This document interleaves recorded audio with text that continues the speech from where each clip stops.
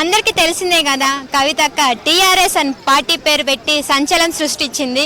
So TRS మనం దీని పట్ల కేటీఆర్ అయితే ఒక మాట అన్నారు, ఎన్నో పార్టీలు వస్తూ ఉంటాయి పోతూ ఉంటాయి, మాది బీఆర్ఎస్ అండ్ తెలుగుదేశం 25 years పూర్తి చేసుకుంది, ఇలాంటి చిన్న చిన్న పార్టీని లెక్క చేసేలేదు, తొక్కి పడేస్తామని చెప్పని కేటీఆర్ అయితే అన్నారు. సో ధర్మవరం కంటెస్టెడ్ ఎమ్మెల్యే మనతో పాటు ఉన్నారు. సో ఈ మాటల పట్ల ఏమంటారో అడిగి తెలుసుకుందాం. నమస్కారం అండి. నమస్తే అండి. కేటీఆర్ గారు మాట్లాడింది అయితే నాకైతే బాగా అనిపించలేదు. ఎందుకంటే ఈ తెలుగు రాష్ట్రాలలో ఇప్పటి వరకు కూడా మన తెలంగాణలో ఒక మహిళా పార్టీ పెట్టింది లేదు. మొట్టమొదటిసారిగా ఒక శక్తివంతమైన తెలుగు రాష్ట్రాలంటే మరి షర్మిల గారు పార్టీ పెట్టారు కదా, షర్మిల గారికి కవిత గారికి ఏమైనా పొంతన ఉందండి? షర్మిల వేరు, కవితక్క వేరు. ఎందుకంటే కవిత గారు ఆల్రెడీ నిజామాబాద్ పార్లమెంట్ సభ్యురాలుగా పనిచేసిరు, అదేవిధంగా ఎమ్మెల్సీగా పనిచేసిరు. తెలంగాణ ఉద్యమం కోసం కీలకంగా 2011 నుంచి ఆమె కూడా కీలక పాత్ర పోషించారు. కాబట్టి ఇలాంటి ఒక శక్తివంతమైనటువంటి మహిళ కవితక్క గారు. అదేవిధంగా చూసుకుంటే గిట్ట బతుకమ్మను ప్రపంచవ్యాప్తంగా తీర్చిదిద్దినటువంటి ఒక మహిళ. ఇలా బతుకమ్మ అంటే ప్రపంచం మొత్తం తెలిసిపోయింది ఇలా కవితక్క గారి ద్వారా. ఇలా అలాంటి మహిళా పార్టీ పెట్టడం అంటే చాలా మంచి విషయం. కేటీఆర్ గారు ఎన్ని ట్రోల్ చేసి ఎన్ని మాట్లాడినా కూడా ఇలా మహిళలందరూ కూడా కవితక్క గారు చూస్తున్నారు. ఎందుకంటే తెలంగాణలో కూడా ఒక మహిళా ముఖ్యమంత్రి కావాలి, తొలి మహిళా ముఖ్యమంత్రి కావాలి కవితక్క గారిని అని చెప్పేసి అనుకుంటున్నామే. నిజంగా ఆమె పార్టీ పెట్టడానికి మాత్రం నేను హర్షం వ్యక్తం చేస్తున్నాము.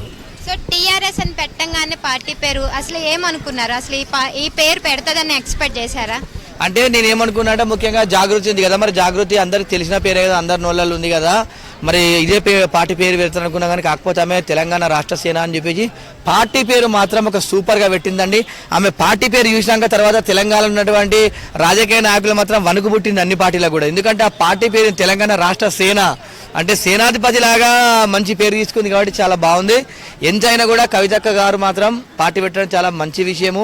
ఎందుకంటే ఈ రోజులలో ఆమె ఒకటే వండి మమ్మల్ని బాధపడిన విషయము, తెలంగాణ ప్రాంతంలో ఉన్నటువంటి ప్రజలందరూ కూడా గతంలో మాకు 10 సంవత్సరాల అధికారం ఇచ్చినప్పటికీ కూడా బీఆర్ఎస్ పార్టీ ప్రజల పక్షాన కొట్టాడట్లేదు, మాట్లాడట్లేదు అని చెప్పి ఉద్దేశంతో ఆమె పార్టీ పెట్టని చెప్తున్నది. అంటే ఆ రోజు ఏదైతే స్పీచ్ ఇచ్చిందో కేసీఆర్ మన మనిషి కాదు మారిన మనిషి అని చెప్పని అన్నారు.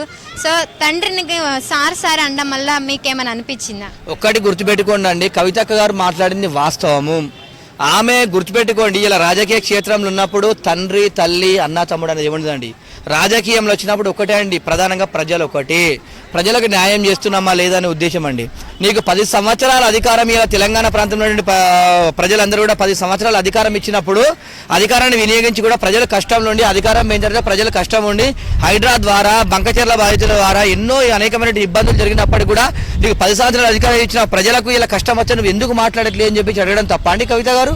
ఆమె అడిగింది వాస్తవం అండి, నిజంగా అడిగింది ఆమె కరెక్ట్. ఎందుకంటే అధికారం ఇచ్చారు కాబట్టి వాళ్ళ పక్షానికి అధికారం లేనప్పుడు నువ్వు ముట్లాడాలని చెప్పి ఉద్దేశంతో నా అన్నది తప్ప ఆ విషయంలో తెలంగాణ ప్రజలు అందరూ తప్పుగా అర్థం చేసుకుంటారు. మీరు ఇవాళ తండ్రి బిడ్డ అట్లా మాట్లాడచ్చు అని మాట్లాడతారు కానీ ఆమె మాట్లాడిన తండ్రి బిడ్డ కాండి, ప్రజల సమస్యలు నీకు 10 ఏళ్ళ అధికారం ఇచ్చినటువంటి ప్రజల్ని నువ్వు కష్టం వచ్చినప్పుడు ఎందుకు బయటికి రావట్లేదు అని చెప్పేసి ఆమె మనోవేదంతో చెప్తుంది తప్ప అక్కడ మాత్రం తండ్రిని అన్నను తమ్ముడు అనే విషయం కాదని చెప్పి తెలియజేస్తున్నాను. అంటే మన కవితక్క గారు ఏదైతే హామీలు ఇచ్చారో ఫ్రీ విద్య వైద్యం అని చెప్పని ఎట్లా అనిపించింది అవి విన్నంగానే?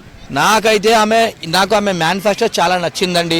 ఎవరు ఏమనుకున్నా కూడా గుర్తుపెట్టుకోండి, ఏ పార్టీ అయినా కూడా ఏం చెప్తుందండి, ప్రజల్ని సోమరిపోతుల్ని చేద్దామని అనుకుంటుంది. ప్రజల్ని ఒకటి ప్రజలకు ఉచిత పథకాలు ఇచ్చి పని చేయొద్దు, మీరు తాకుండా రోడ్ల మీద వండుకోరని చెప్పేసి విధంగా చెప్తున్నది తప్ప ఆమె ఏం ఆలోచించిందంటే ఒక గొప్ప మనసుతో ఒక తల్లిలాగా, ఒక అమ్మ అన్నారు కదా, ఆమె నిజమైనటువంటి ఒక తల్లిలాగానే ఆలోచించింది. ఇలా గుర్తుపెట్టుకోండి, ఒక పేద బిడ్డకు ఇలా ఎస్సీ ఎస్టీ బీసీ మైనార్టీ బిడ్డలకు ఒక మంచి చదువు చెప్తే గిట్ట ఉచిత ఎడ్యుకేషన్ క్వాలిటీ ఎడ్యుకేషన్ ఇస్తే బాగా చదువుకొని మంచి జాబులు చేసుకొని కష్టపడి పైకి వస్తాడనే ఉద్దేశంతో ఉచిత విద్య ఇస్తా అని చెప్పింది. అది తప్ప అండి? పేద బిడ్డలకు మంచి క్వాలిటీ ఎడ్యుకేషన్ ఇద్దామని చెప్పడం తప్ప మంచి విషయం అది. అదేవిధంగా గుర్తుపెట్టుకోండి, ప్రభుత్వ పథకాలు మనం పుట్టినప్పటి నుంచి స్వాతంత్రం వచ్చినప్పటి నుంచి గవర్నమెంట్ మీద బతకడం కాదు. ఇలా మనకు ఆరోగ్యం మంచిగా ఉంటే గిట్ట కష్టపడి పని చేసుకుంటే నీకు కూడా రూపాయలు డబ్బులు వస్తాయి.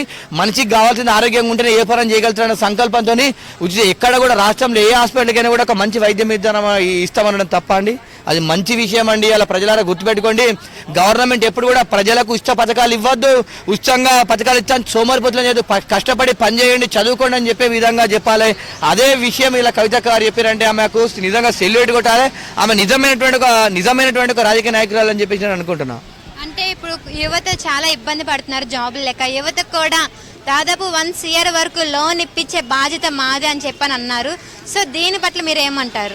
అదే అండి, తెలంగాణ ప్రాంతంలో ఉన్నటువంటి ఇతర పార్టీలు ఏం చేస్తున్నాయండి, సోమరిపోతులను చేయాలా, ఫ్రీ పథకాలు ఇవ్వాలి, పథకాల మీద ఆలోచించినప్పుడు ఈ రాష్ట్రంలో ఉన్నటువంటి బిడ్డ ఎందుకు కోటీశ్వరుడు కావద్దు, ఈ రాష్ట్రంలో ఉన్నటువంటి బిడ్డ ఎందుకు బిజినెస్ మ్యాన్ కావద్దు, ఈ రాష్ట్రంలో ఉన్నటువంటి బిడ్డ చదువుకొని ఎందుకు గొప్పోడు కావద్దు అనే సంకల్పంతో మేము ఇచ్చిందంటే ఇలా సంక్షేమం, ఇలా బిజినెస్ డెవలప్మెంట్ చేసే విధంగా ఇవ్వాలండి. గుర్తుపెట్టుకోండి, ఒక చిన్న ఎగ్జాంపుల్, చైనా దేశం ఉందండి, ఎంత స్పీడ్గా డెవలప్ అయిందండి. ఆ విధంగా డెవలప్ కావాలి తప్ప ఎప్పుడు కూడా మనిషి పుట్టినాక ఈ రోజు కంప్యూటర్ రోజులలో కూడా మనిషి గవర్నమెంట్ పథకాలు ఎప్పుడు ఇస్తాయి, గవర్నమెంట్ పథకాలు ఉచిత పథకాల మీద బతుకుతామనేటువంటి రాజకీయ పార్టీలు నమ్మొద్దు.